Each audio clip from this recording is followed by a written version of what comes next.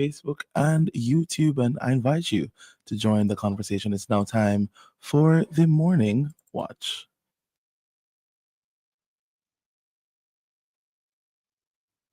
Listeners to Love 101 FM are advised that the views and opinions expressed in this program are not necessarily those of Love 101 FM.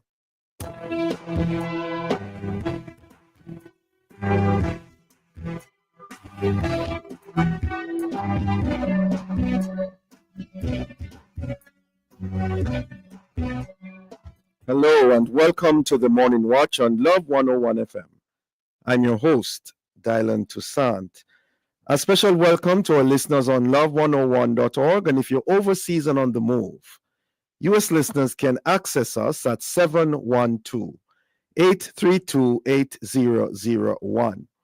And if you're in the UK, 0330-332-6541. Or join us via the Love 101 FM app that can be downloaded from the Google Play Store or the Apple Store. You can also join us on Love 101 FM Facebook and YouTube Live. In the first watch today, how and why the Republicans won the recent U.S. elections. And in the second watch, no social media screen if you're under 16. For our social media question, we ask, in your opinion, how and why did the Republicans win the recent U.S. elections? We're asking you to share your responses on our Love 101 FM Facebook page and YouTube channel, and also on WhatsApp 876-997-3125 using the hashtag The Morning Watch. We'll share your responses later on in the program, but before all of that, here's I quote. All right, good morning. Today's I quote says, "History has shown us that you can ignore reality, but you can't ignore the consequences of ignoring reality." Yeah. I believe this one is by Ayn Rand. Yeah. Profound statement there. I agree. Yeah, speaking about reality, Jokal, how did you face the reality of the two earthquakes on Sunday? I didn't feel it, I was Did leading you worship. have them? Not even one of them. I was leading worship on Sunday. Yeah. So I guess it happened while I was in high worship. I didn't feel it. I didn't feel it. Yeah. I felt the first one, but not the second one. Yeah. Well, we'll be back with the first watch in just a moment.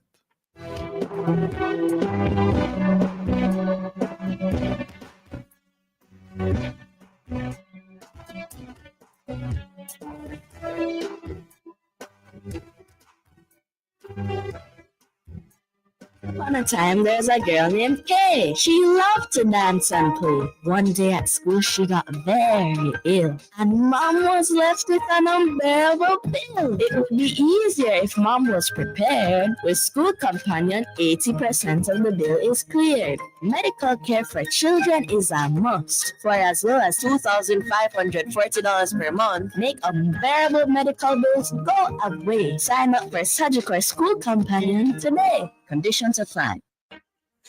Jamaica and its workforce are advancing quickly. Life-changing opportunities are arising. You need training and support. We are the Renewed Heart NSTA Trust, committed to providing new and emerging skills training and opportunities. Come to Heart. We'll help you claim your place in the workforce of the future.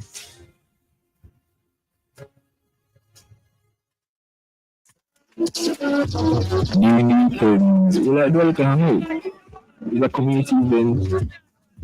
Friends, we come together. It's a chill vibe, so we play games and so we eat to belly full. So we have players so we can show up.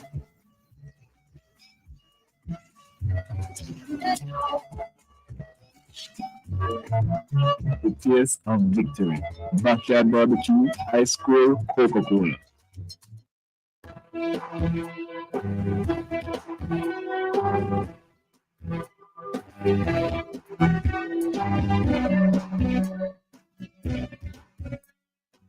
Welcome back to the Morning Watch. Thanks for staying with us. I'm your host, Dylan Toussaint. It's now 7 days since the recent US elections were held. And be that as it may, there are those who are still basking in the Republican victory, while there are those who are still trying to come to grips with the Democrat defeat. In that regard, many are asking why and how is it that the Republicans won and won so handsomely? Well, to answer these and other related questions, we have joining us Philip Hudson, a Jamaican living in Florida, and Dr. Paul Bourne, research consultant and social commentator. Good morning to you both. Good morning. Pleasant morning, sir. Great. Good morning to you as well. Well, gentlemen, what are your opening thoughts on the recent US elections and, of course, the results? Beginning with you, Philip Hudson. Well, I think it was a shock for the Democrats, and the Republicans are basking in their glory. Mm. And what? How did it affect you? Well, for myself, I live in America, and America is not about one man. It's not a king and a country. It's a country with laws, and so I will live through this one and see what comes next. Yeah, you saw less than optimistic, Philip. I'm quite optimistic. Oh, I'm quite optimistic. okay. Dr. Bourne, your opening thoughts on the US elections and the results? Well, the people won, and some person may want to deny what the people won. Meaning what? Well, it is simple. It's a number of votes that win an election are not really rhetoric or emotions. So that's what exactly happened. Yes. Philip Hudson, in your view, what are the main reasons or causes for this overwhelming victory by the Republican Party? I think we have to give the Republicans credit. They had a campaign where they targeted, especially through social media, the youths. They targeted women. They targeted Hispanics, and they did a good job of getting their people out. Those are some things are the primary factors. In addition to that, the fact that the economy hasn't fully recovered from COVID. In other words, you have some drags left over, so that the people feel that the as far as the economy is concerned, think prices are too high, and generally speaking, Americans always vote their pockets. So I think that's a primary reason. Oh, so the primary reason is the economy. America's economy is doing the best in the world, but at the same time, prices have gone up so much. Inflation. So people talk about bacon and eggs, and especially the lesser educated people, they're looking at the price of eggs, and that's what concerns them, and so thus their vote. Dr. Bourne, from your perspective and angle, what are the main reasons or causes for this victory? Well, American election is no different from what obtains in Jamaica. America is substantially a Republican place in terms of historical geography of those who vote. So all that happens is that the Republicans got their people to vote by energizing their base. And by energizing their base and allowing person to become a part of the campaign that they had, it was simple for them to win. That's one. And two, the gender is still an issue in America for a female to win. I do not think at the moment the American voters see a female as being their president. And that was one of their disadvantage. But even if they had used a male, they would have lost. Because what Hudson actually mentioned a while ago in terms of people's living standard, that has been affected. And a male Democrat would have still lost to the Republicans. So, Dr. Bourne, what about the Trump factor? Oh, well, the Trump factor was just that extra that gave them that substantial landslide in terms of victory. So that just add to the Republican ticket. Mm. So what about him? His charisma, his style. What do you think he It's more brought than to the table? charisma. It's more than charisma for Trump. I think Trump understands fully well a number of things that the Democrats don't seem to understand. Democrats believe it's about education. And when I say education, about going to Harvard, one of those top institutions, it is not that. It is understand some of the basic things about the people of America.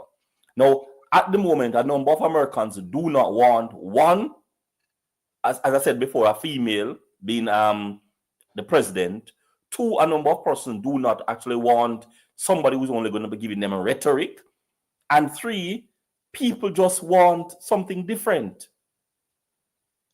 Because they have looked at what Biden has done, and Biden clearly has not done what the people really wanted.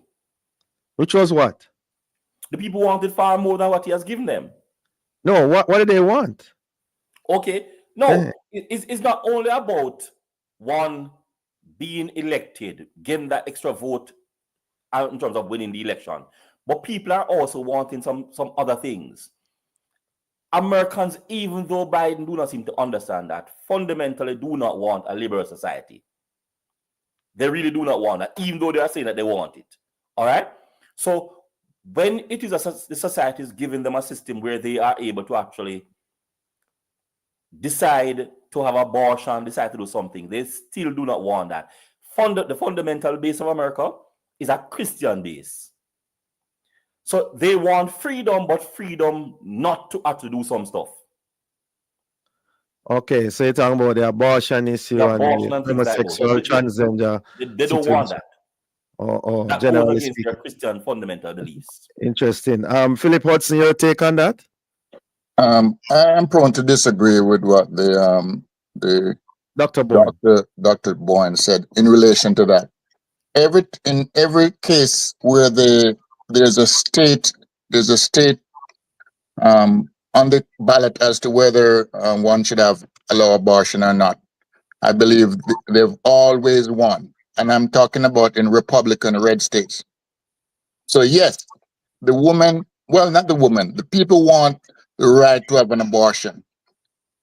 So that is not really the issue. The issue is that to the larger population, that is what wasn't so critical. It wasn't so important to the people.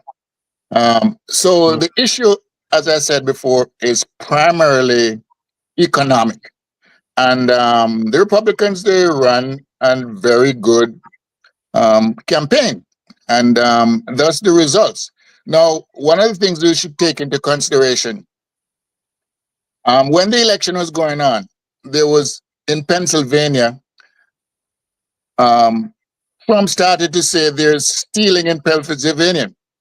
And when he won, there was no stealing. So, as the good Reverend says, everything happens for a purpose. My suspicion is if the Democrats had won the election, would probably have not necessarily a civil war, but would have serious unrest. Because Trump has some of the abilities like Hitler. He put things out there which doesn't happen, but will create unrest for the people. And just like January 6th, that's the kind of thing was going to happen. Now, bear in mind. Okay. Let me finish making my point, if you don't mind. Come on a break. Okay, hold that thought. To be right back. Okay.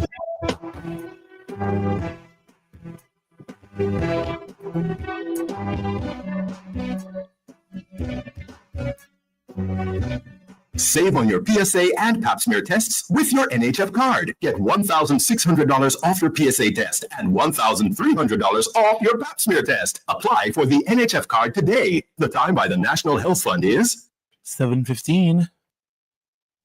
What is a credit card?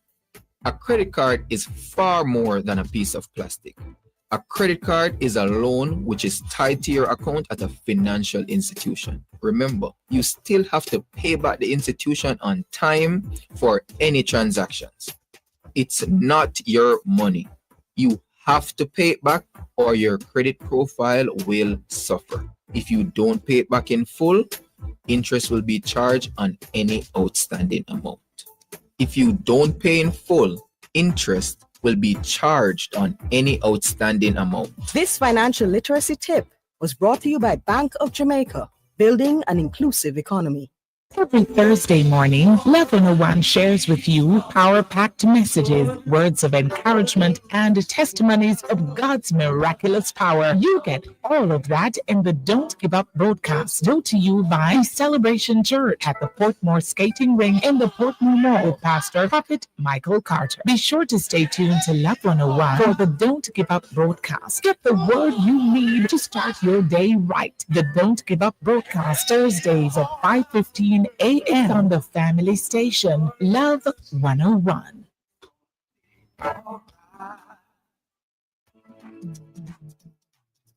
1 o'clock, 2 o'clock, Jesus had it on.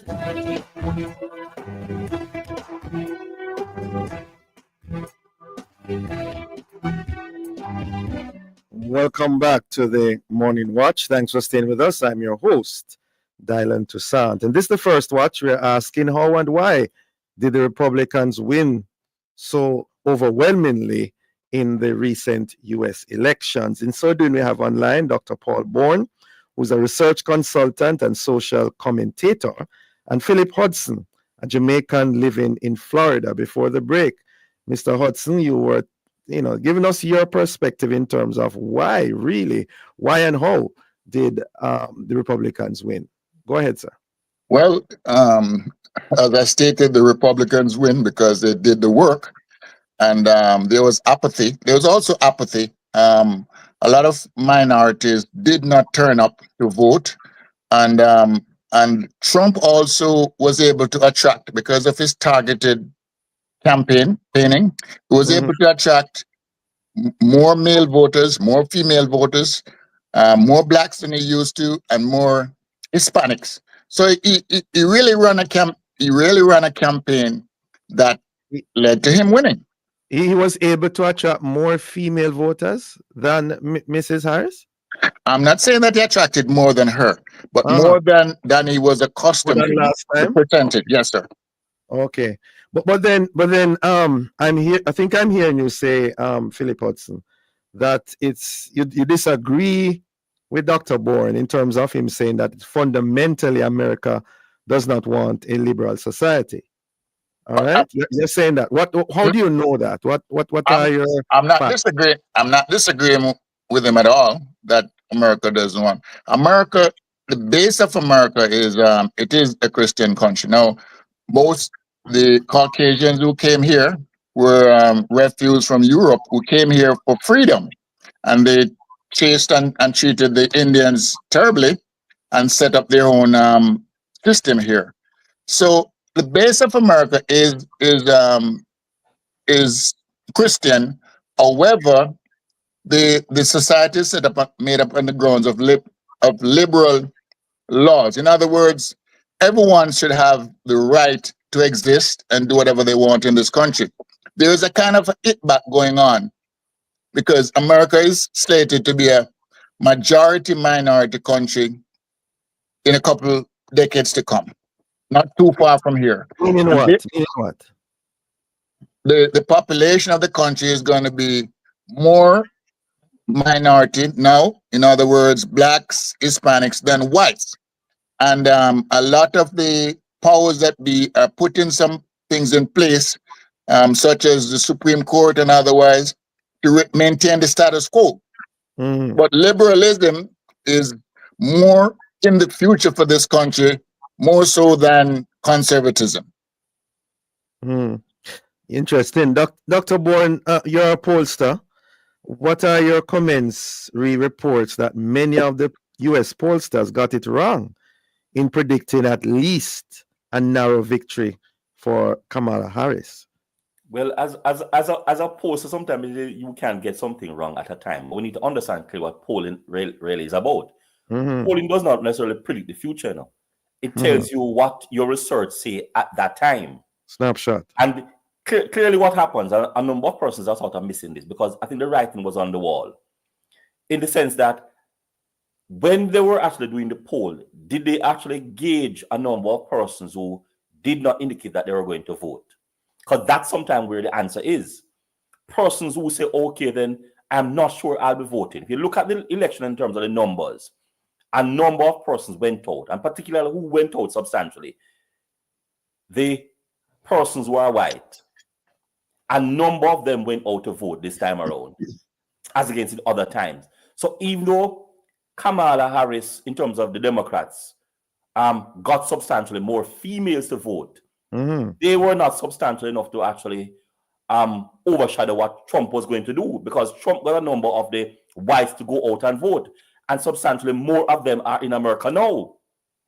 So they won based on those persons who did not say that they were going to vote, but came out and voted. Yes. So you're saying that they got it wrong, obviously, but I guess many are asking how so many of them got it wrong. It's clear, because look at numbers, because people need to understand how statistics goes. The larger you have a non-response rate of person not actually answering you to say what they're going to do, the less likely you're going to get it. The less likely you're going to get it right. Because when person decide to vote, and you did not have those persons inside your accounts, you're going to get it wrong. Which is exactly what happened to them for in terms of making their assessment and prediction.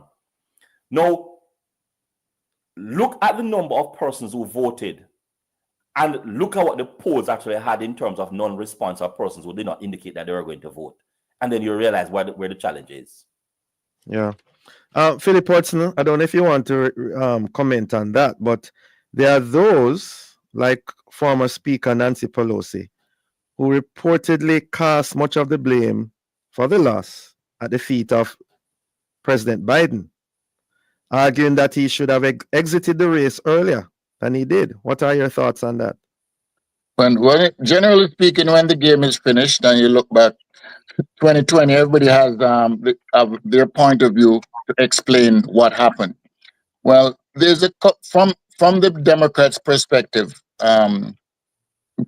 because Biden dropped out at the time that he did, they didn't have a full campaign, and Kamala just inherited and was blessed by Biden. So she didn't have a long time. Trump has been running for over 2 years. Right. He didn't have a time to set up a good agenda and to sell it. She wasn't sufficiently known to the United States population. As U.S. Vice President.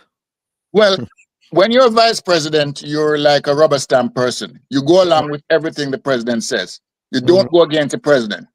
So that's another thing too. There was a drag on her because of the public lack of confidence in some of the things that the Biden administration did. So there's a number of different factors. Now, as you said, Nancy Pelosi said that he should have gotten out first. The truth, he shouldn't have run at all. I don't think he should have run. And that is another contributory factor. As the doctor said, they said that America is not ready for a female. And there's something to that. But I'm not sure that is exactly what the case is. You know, they said America was not ready for a black man, and Barack won twice. But after Barack, we got Trump. So now we get Trump again. You're going to see the change, because at the end of the road, Americans vote their pockets. Dr. Bourne, what lessons can we learn as Jamaicans from last week's experience? I think we have been learning that for some time now. And that is tell us what we have been learning. We have been learning that for some time. You know, be careful what you actually go out and actually promulgate as what is going to happen. We have learned that many times. And posters in Jamaica have actually gotten it wrong, because what some person do not seem to understand is that group of persons who say that they are not sure what they're going to do, that group is always a group that determines the election.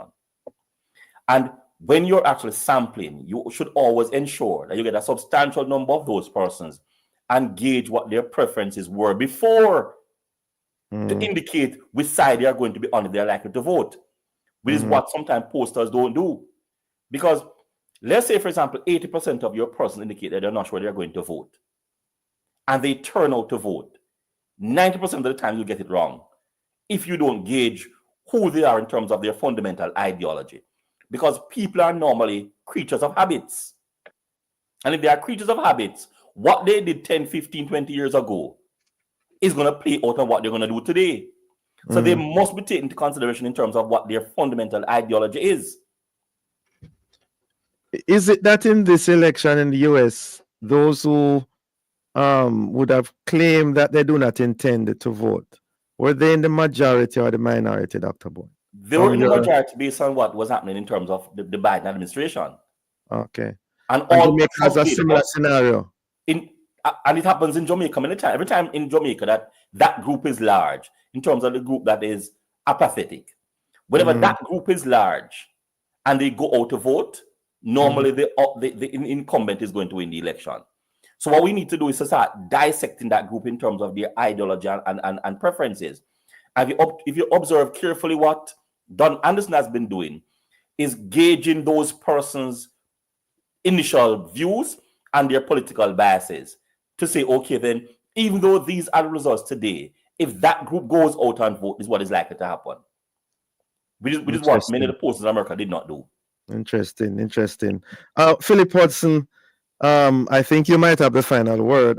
What are your concerns or commendations for the U.S. post this 2024 election? Well, some of my concerns are if President Trump is going to be able to pass some of those things that he said he intended to do. He intends to do. His track record seems to be that he keeps his promises. He attempts to. He also said that he was going to build a wall and Mexico was going to pay for it. They didn't pay for nothing. And he didn't build a very long wall.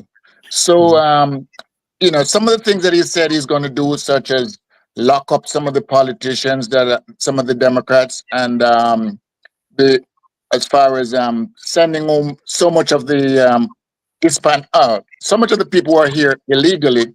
Now, the question is, when you go to a hotel, a lot of these people working in housekeeping. The food that we eat are a lot of the farmers. So that in itself, if you send home a lot of these, it's gonna affect this economy because we have a very low unemployment. There's a lot of things that he said he's gonna do. I guarantee you he's not gonna do them. But we gotta watch and see. He has already appointed as for the border situation. Yes, he has. And truthfully speaking, trying to stop illegals from coming into the country, it's a good thing. So some of his agenda is positive, but some of it are very erratic and it's way out there. So let's see what happens. Dr. Bourne, 20 seconds. Any final thoughts? Well, Trump is a smart man, and he has done it again in terms of understanding what the people want and allowing them to see what it is that he wants them to see from what they want. And he won the election just based on that, giving the people what they want.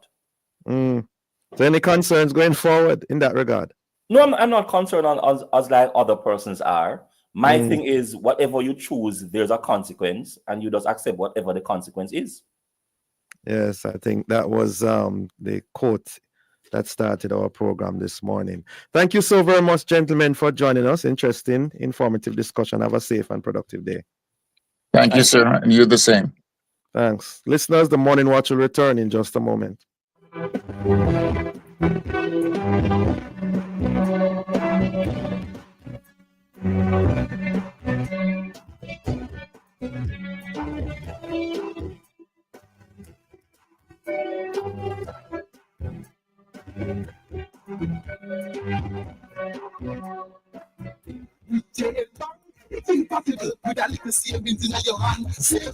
The time by Gen Bank is 7:30.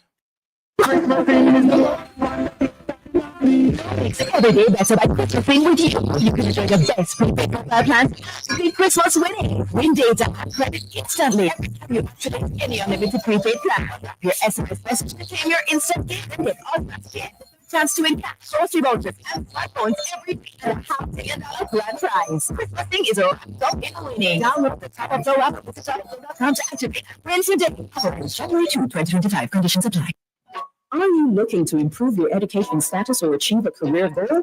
Register now with the Overseas Examinations Commission as a private candidate for January 2025 CSEC exams. Deadline is October 11, 2024. Don't miss this opportunity to achieve your academic dreams. Call us at 876-618-3721. Visit our website at overseasexams.org.jm or visit our offices in Kingston or Montego Bay. Follow us on social media at Overseas Exams. The OEC, Jamaica's Examinations Hub. Conditions apply.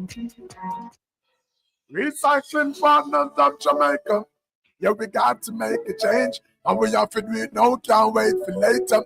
We put plastic in its place. And we all can agree that will be safer than in the gullies and in the drains. Recycling partners of Jamaica.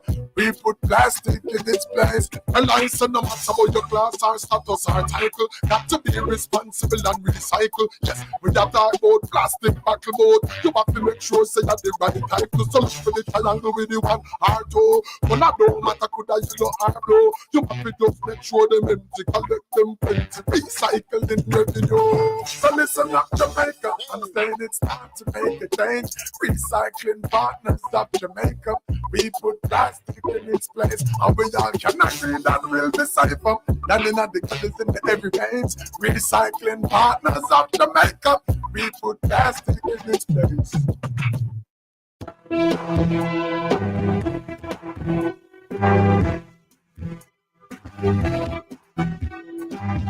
Welcome back to the Morning Watch. Thanks for staying with us. I'm your host, Dylan Toussaint. Let's now look at the newspapers to see what Jamaicans and others are saying and doing in the Gleaner. High-risk patterns of substance use detected among Jamaicans. Also in the Gleaner, police make arrest relating to bags of cash that fell from the beryllium vehicle. In the Observer, delayed justice angers judge. Morrison wants Mario Dean case transferred from St. James. I agree.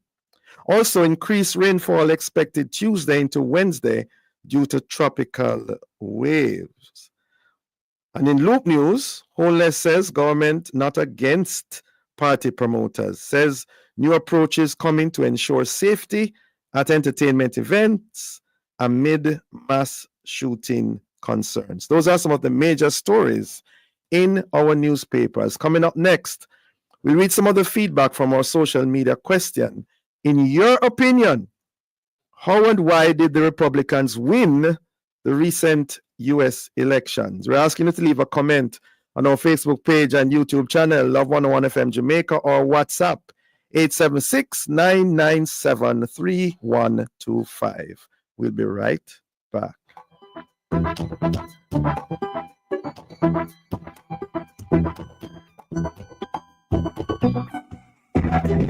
We tend to think that substance abuse and addictions are a modern-day phenomenon. But what does the Bible say about the struggle? Who in the Bible had a problem with addiction, and how was it dealt with? Why is there this challenge even for Christians? How does God look at addiction? Tuesday, November 12, on The Rock, join guests Minister Mark Reed and Bishop Garth Minot as they discuss the topic, Substance Abuse and Addiction. That's The Rock, Tuesday, November 12 at 10 a.m. here on the family station, Love 101. On the next Campus Connection, we are focusing on balancing academics and extracurricular activities. Part 2.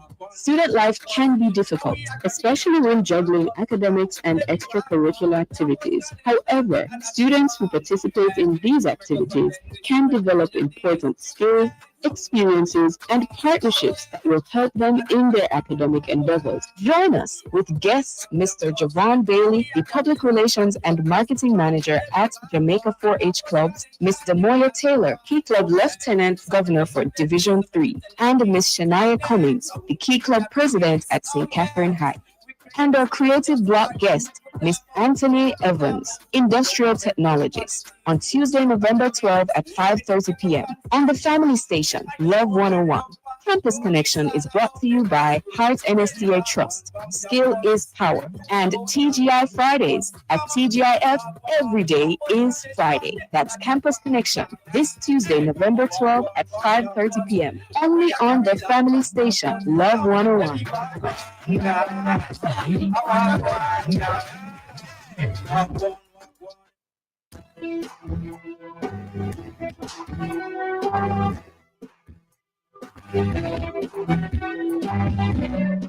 Welcome back to the Morning Watch. Thanks for staying with us. I'm your host, Dylan Toussaint. Let's now join Jokal for a look at how our Facebook, YouTube, and WhatsApp friends responded to the questions and the comments they had to make. Jokal?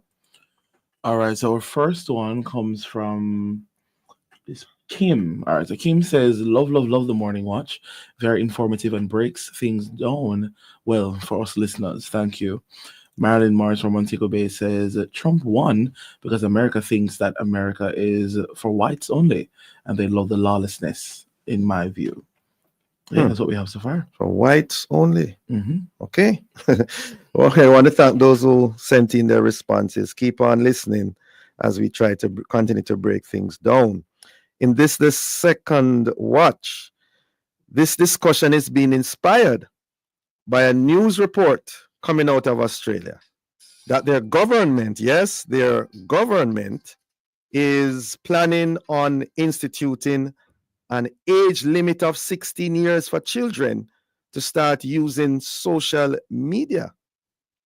And it's being described as a world-leading legislation that could be a game changer in how many issues relating to children are addressed. Well, to discuss this developing story, we have online Roland Gale, who is a parent and a host of Family Time and The Rock on Love 101 FM, as well as Chuck Cameron, privacy practitioner and founder of Design Privacy Consultants. Good morning to you both. Good morning to you, sir, and good morning to your other guest and to the listeners. Thank you. Good morning. Our next guest not on. Who was that? This was Roland.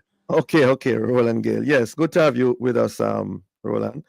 Well, until Chuck Cameron is back on, what is your understanding of this new Australian legislation that was mentioned in the preamble?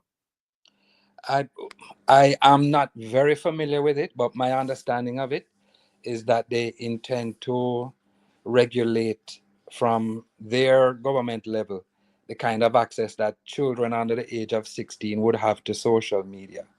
And in doing that, what they have decided is that the social media providers, that's the different platforms, would need to ascertain who is on their platform and ensure that youngsters under the age of 16 do not get on at all.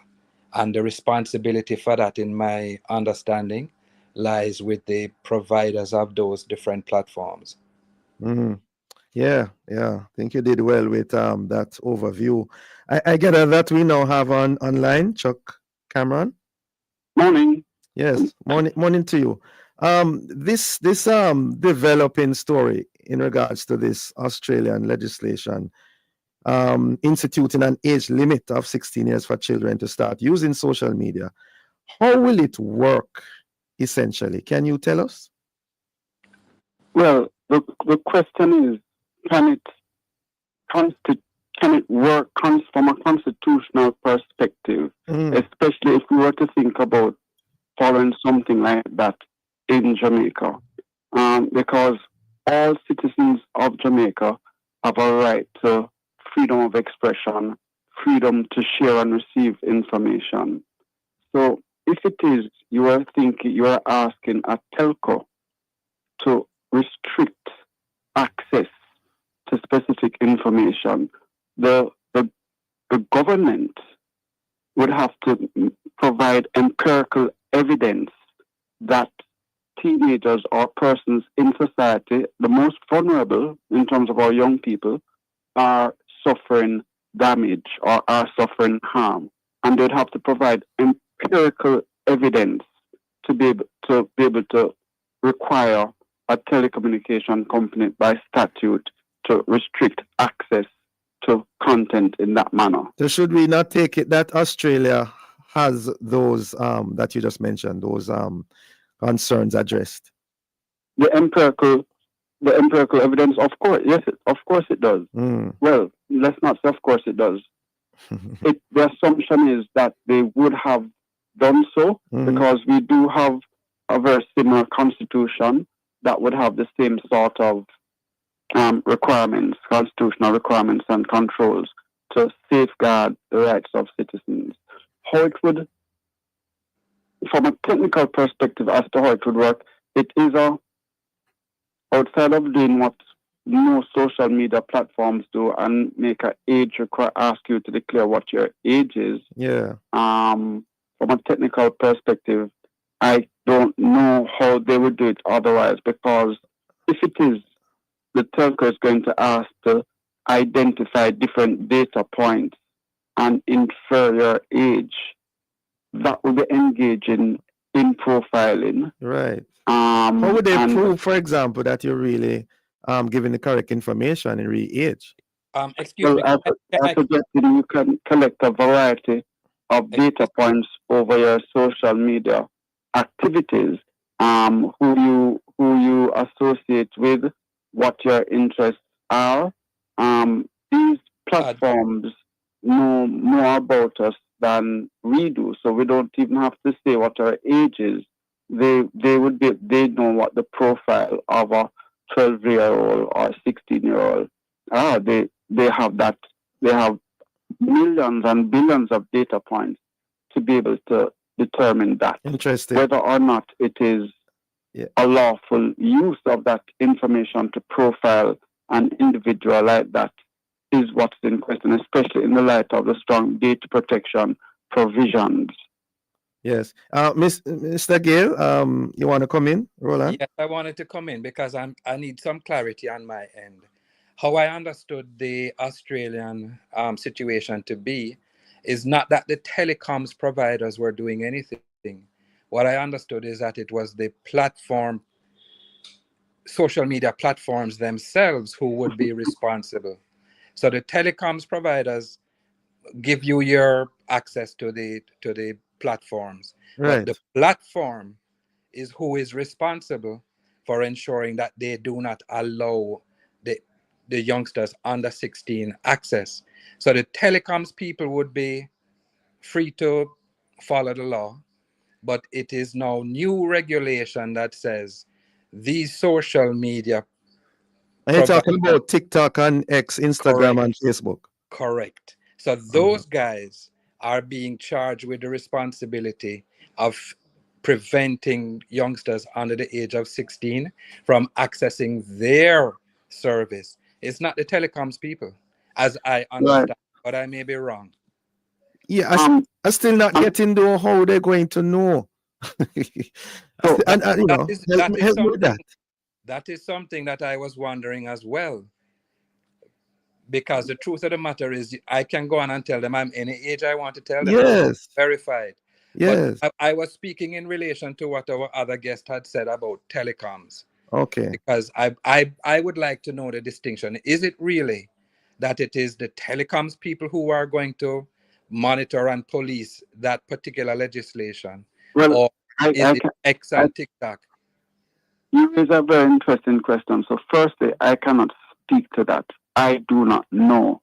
But one of the reasons why telcos across the world have not been tasked with that responsibility, because think about it. If you are a radio station... Okay, tell you what, Chuck Cameron, I'm so sorry. Up on a break, so I don't want to break your train of thought any further. We'll be right back.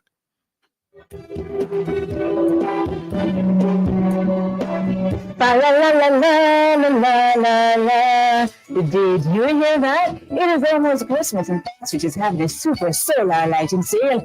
Yes, you heard right. From now until November 25th, enjoy 20% off your selection of solar wall lamps, garden lights, and solar flood lamps. You can't afford to miss the sale. It is the Fastreach Super Solar Lighting Sale, now until November 25th. Visit us in Kingston, Mandeville, Montego Bay, and Jackson. Stop and save only with Fastreach.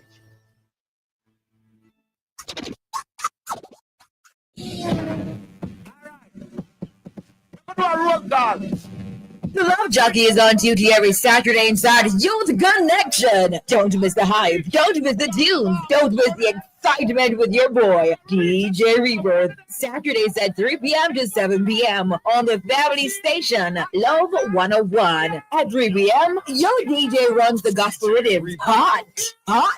Tune in at 4 p.m. for a time where we share a word to grow your mind. GYM, grow your mind. Jim, get it? Grow your mind. And at 4:30 p.m., we share with you how young people are giving of their time and fulfilling their purpose inside Ministry in Action. We get a taste of poetry and spoken word inside Poetry and Praise. And you get to send us a WhatsApp message and request your favorite gospel song inside Gospel Faith and Vibe. All this and more every Saturday at 3 p.m. to 7 p.m. with your love jock, your boy, DJ Rebirth. It's all here on the family station. Love 101. Youth Connection. Shoot up the and them figure. He provide everything on vibe. We power chat.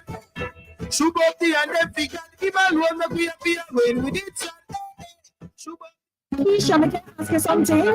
You was always so clean and smell so nice. You never know if you're sunfresh me use. Nothing else can't touch my clothes. For real, me need some of that in my life. My clothes need so serious loving. Sunfresh give me the ultimate clean. Take out all dirt, oil, and stain quickly. And guess what? Them just dropped 2 new scents. Floral and freshy.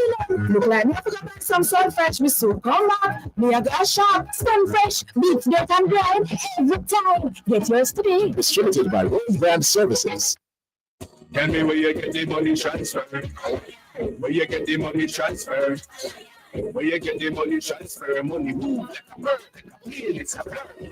Money pass, money reach in a flash, in a flash. This your agent no run out of cash. Pay the rent, pay the bills, or buy the grocery. Pick up all to the cash and pay the school fee. Money when and where you need it. Alliance MoneyGram Money Transfer. Convenient locations island-wide. A member of the Sagicor Group. Tell me where you get the money transfer.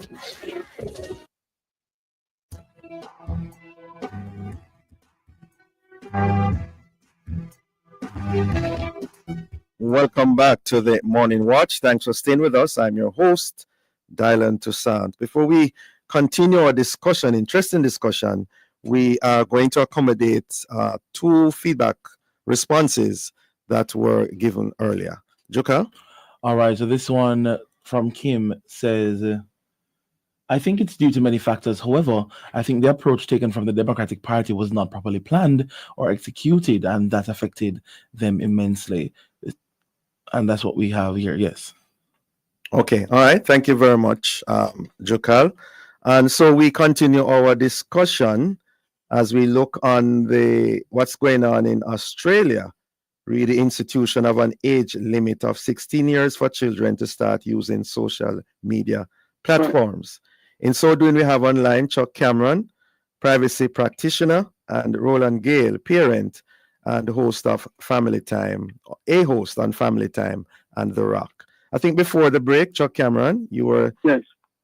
So three quick things, please. One, so the state has a duty to protect the most vulnerable in society. Mm-hmm. And over time, the state has always come up with legislation and controls that, while they are idealistic and have honorable intentions, the extent to which they can be enforced is limited by technology cost.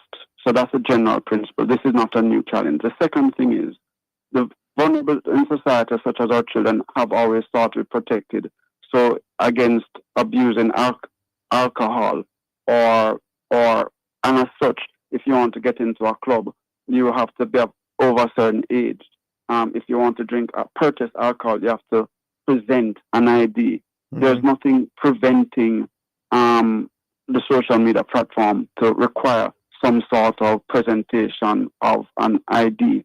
What the law spoke to, or what they are suggesting, is that the social media provider, service provider, has to demonstrate that they took reasonable steps. They don't have to prove that it's accurate. They need to demonstrate that they took reasonable steps. The question that I want to ask is, are we missing the mark? We mean in Jamaica or the world generally? The world generally. Okay. In terms of the Australian government, who is to say that a 20-year-old or 30-year-old is more savvy to navigate their way around the social media? But who could the response be that you have to have some cutoff point? It is, well, why not be proactive?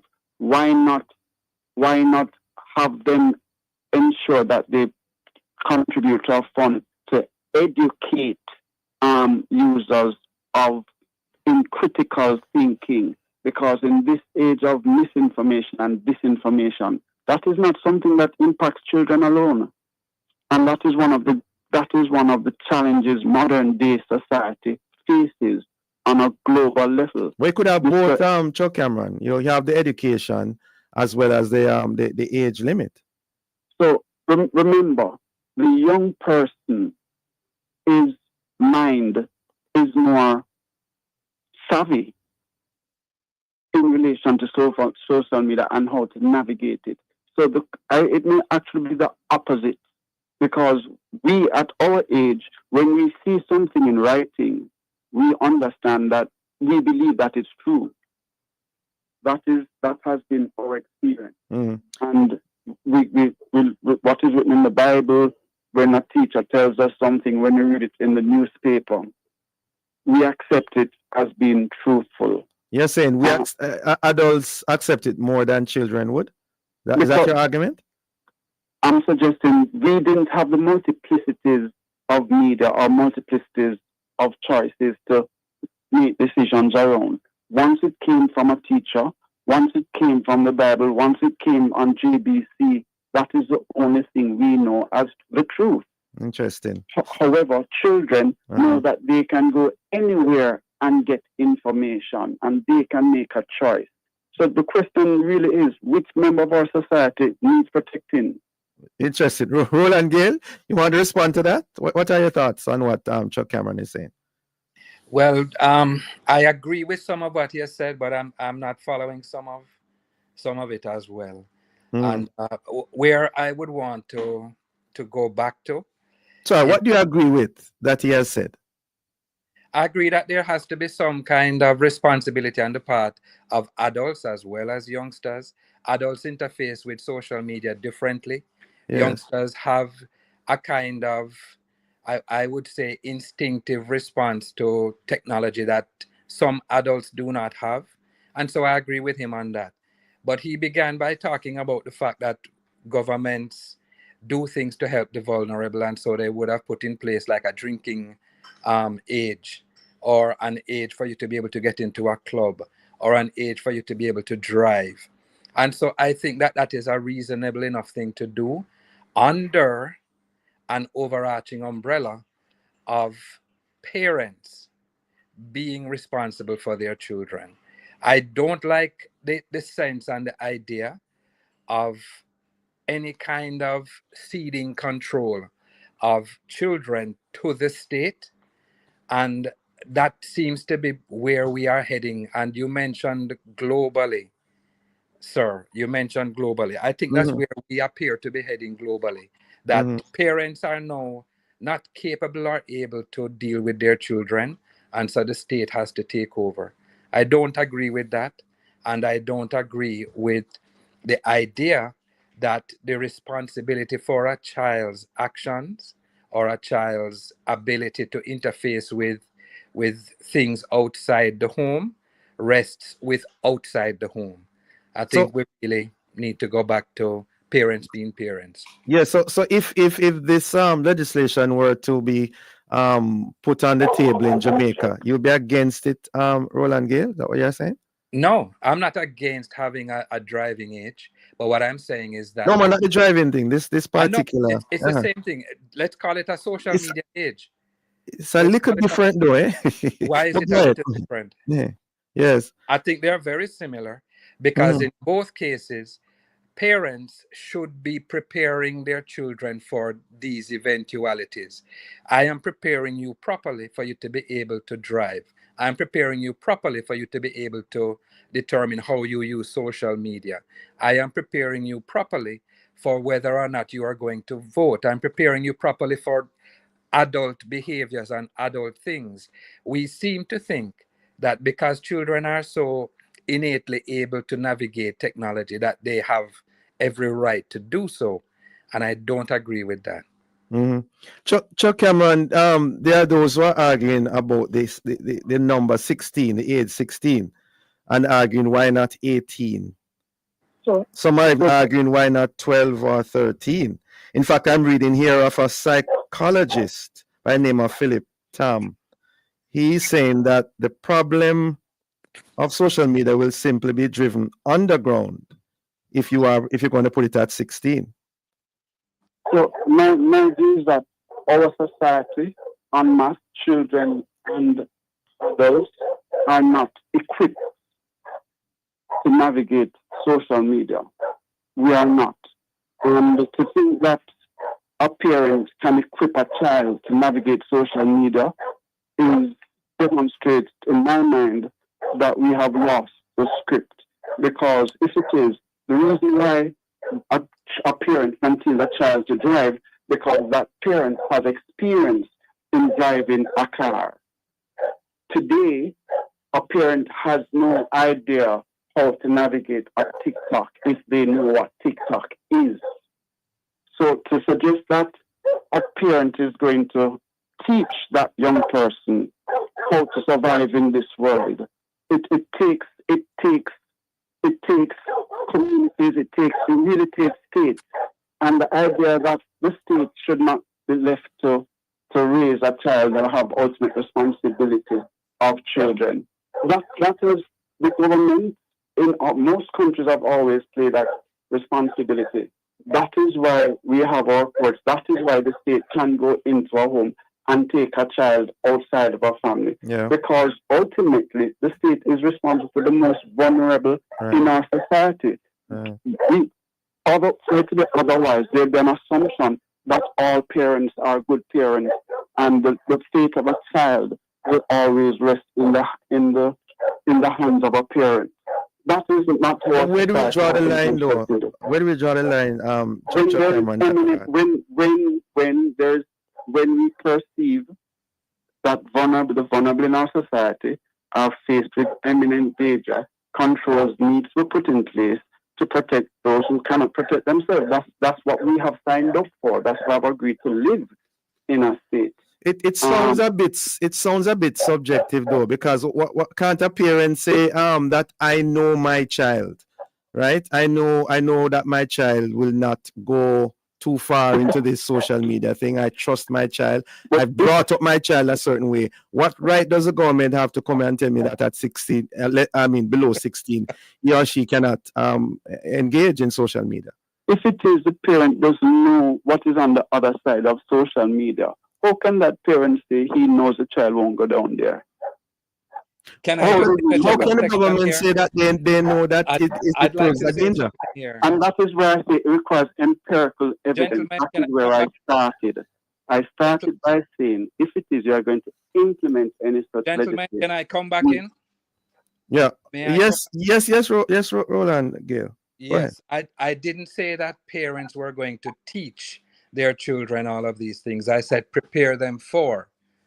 And the other thing is the assertion that parents are not always able to do what needs to be done or know what is right for their children can also be levied against the government, because we know that there are many governments. And we agree. We agree. We agree. There is no absolute. There is no absolute. Allow and everything is subjective. There is no absolute. Boy, that very statement that there are no absolutes and absolute statement, by the way, Chuck Cameron. But anyway, we have to leave it at that, gentlemen. We are totally out of time. Thanks so much for joining us. Interesting discussion. All right. Okay. Thank you, listeners, for being with us. Join us again tomorrow as we continue to set the stage for discussion of topical and controversial issues. For information or to get copies of this program, call our production department at 876-968-9596-7. This has been the Morning Watch. Thanks to our producer, Kathy Gale, and our guests. I'm dialing Toussaint. Hand you back to Love in the Morning.